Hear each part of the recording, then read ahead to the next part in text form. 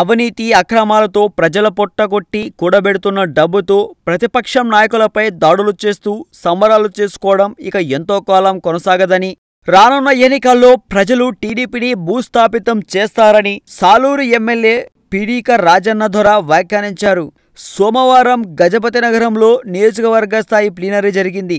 ఈ సమావేశానికి వైఎస్ఆర్సీపీ ఉత్తరాంధ్ర జిల్లాల కన్వీనర్ కోలగట్ల వీరభద్రస్వామి, ఆ పార్టీ జిల్లా అధ్యక్షుడు బెల్లాన చంద్రశేఖర్, కేంద్ర పాలక మండలి సభ్యుడు పెనుమస్త సాంబశివరాజు, నియోజకవర్గ ఇన్ఛార్జి కడుబండి శ్రీనివాసరావు, మాజీ ఎమ్మెల్యే బొత్స అప్పల నరసయ్య తదితరులు హాజరయ్యారు.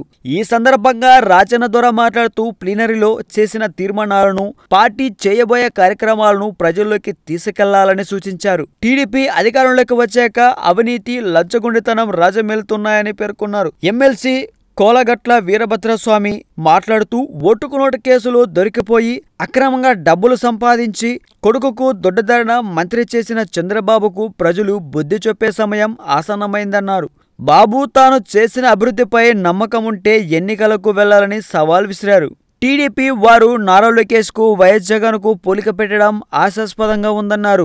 బాబుకు వెన్నుపోటు రాజకీయాలు తెలిసినందునే పార్టీ ఫిరాయింపులకు ప్రాధాన్యత ఇచ్చి ఇతర పార్టీల నుంచి వచ్చిన వారికి మంత్రిని చేశారు. ఆ పార్టీ జిల్లా అధ్యక్షుడు బెల్లాన మాట్లాడుతూ తోటపల్లి కెనాల్కు 700 కోట్ల రూపాయలు విడుదల చేసి వైఎస్ రాజశేఖర రెడ్డి రైతులకు ఆసరాగా నిలిస్తే టీడీపీ 10% నిధులు కూడా కేటాయించలేకపోయిందని దారుణమన్నారు.